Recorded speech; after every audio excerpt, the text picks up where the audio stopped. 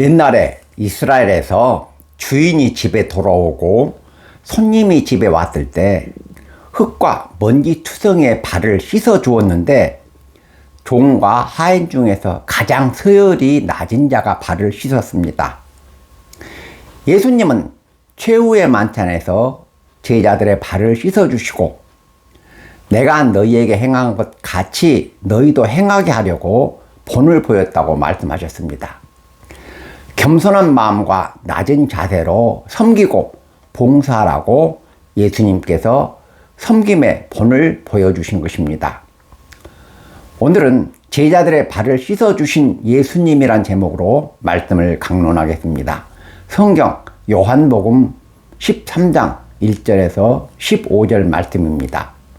첫째, 예수님께서 사랑과 섬김의 본을 보여주시기 위해 제자들의 발을 씻어 주셨습니다.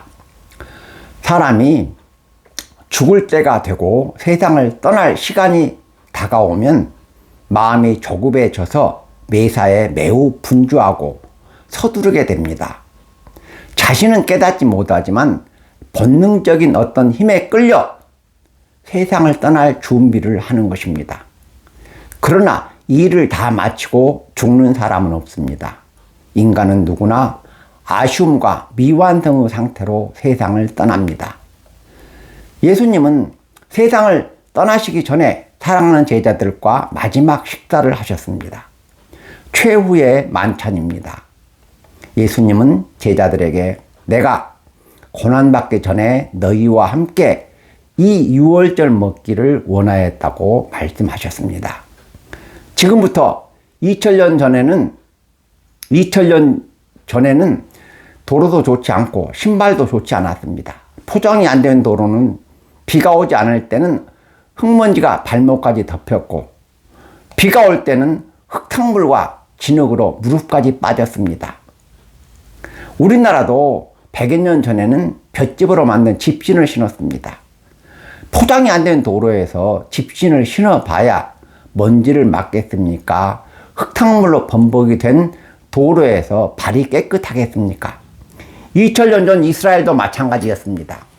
2000년 전 이스라엘 사람의 신발은 오늘날 샌들과 같은 것이었는데 샌들을 신고 먼지 투성이의 길을 가면 발이 얼마나 더러워지겠습니까?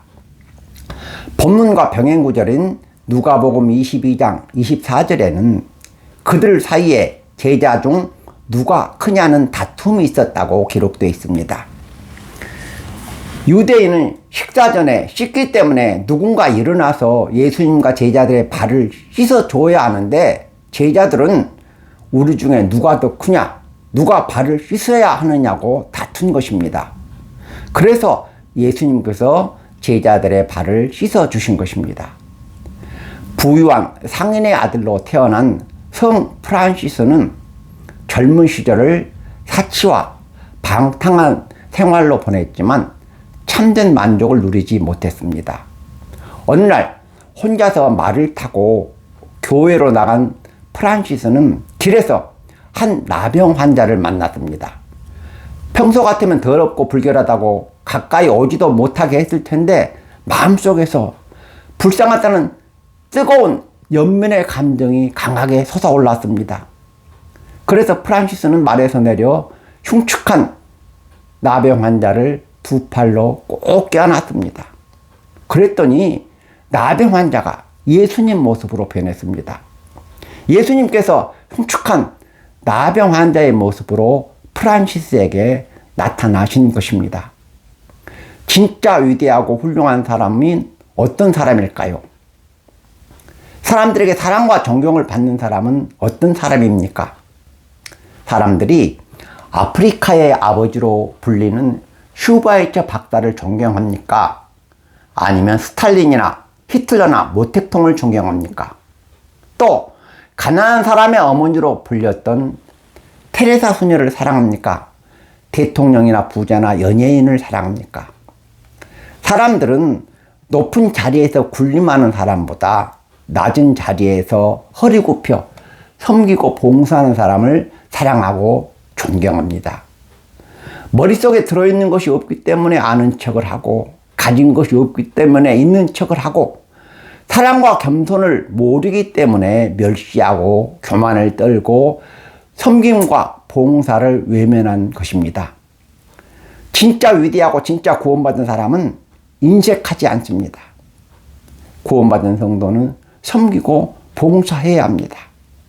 그리스도인은 예수님을 본받아 우리 사회의 약하고 소외된 사람을 위해 섬기고 봉사하는 삶을 살아야 한다는 것을 기억하시기 바랍니다.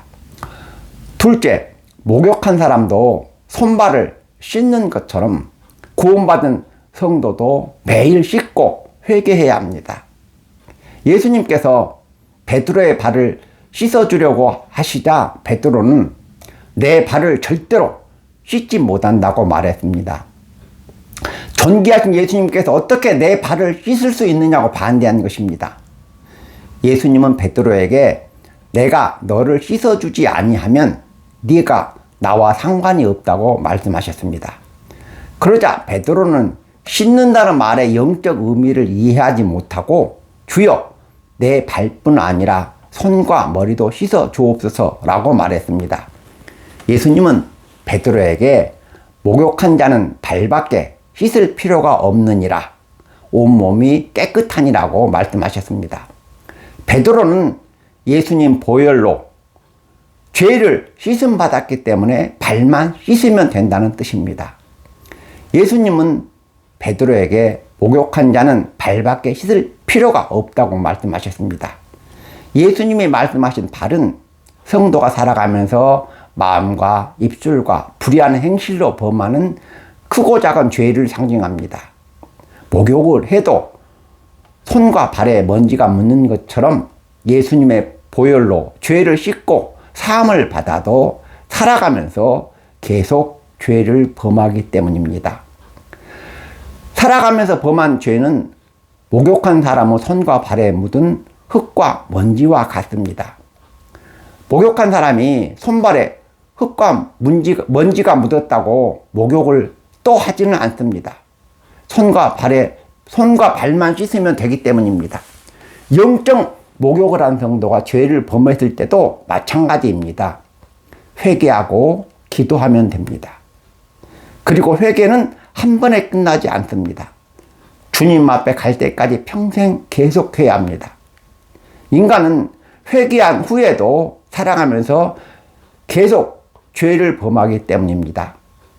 목욕한 사람도 손과 발을 씻는 것처럼 예수님의 보혈로 영적 목욕을 하고 죄를 사함받은 그리스도인도 살아가면서 죄를 범하기 때문에 매일 회개하고 기도해야 한다는 것을 기억하시기 바랍니다. 말씀을 맺겠습니다. 첫째, 예수님은 사랑과 섬김의 본을 보여주시려고 제자들의 발을 씻어 주셨습니다. 제자들은 3년 반 동안이나 예수님께서 병든 자와 가난한 사람들을 돌보시고 사랑하신 것을 보고도 그들 자신은 섬기고 봉사할 줄을 몰랐습니다. 그래서 예수님께서 제자들의 발을 씻어 본을 보여주신 것입니다. 행함이 없는 믿음은 죽은 믿음이며 머리로 예수를 믿는 관념적인 신앙입니다. 그리스도인은 우리 사회의 어둡고 그늘진 곳에서 어렵게 살아가는 사람들을 위해 섬기고 봉사하는 삶을 살아야 한다는 것을 기억하시기 바랍니다. 둘째, 목욕한 사람도 손과 발을 씻는 것처럼 예수님 보혈로 죄를 씻음받고 영적 목욕을 한 성도도 매일 회개하고 기도해야 한다고 말씀드렸습니다. 예수님 보혈로 죄에서 구원받은 성도도 살아가면서 죄를 범하기 때문입니다. 그리스도인은 사탄 마귀의 유혹을 경계해야 합니다. 오늘날 정광훈이와 태극기 부대는 기독교가 아닙니다. 그들은 종교를 정치와 이념 투쟁에 이용하는 무리들입니다. 하나님은 우리 사회의 가난한 사람과 병든 사람과 소외된 사람들을 섬기고 봉사하며 살아가기 원하십니다. 우리가 하나님께 가지고 가고 우리가 하나님께 내놓을 수 있는 것은 믿음과 사랑과 봉사밖에 없습니다.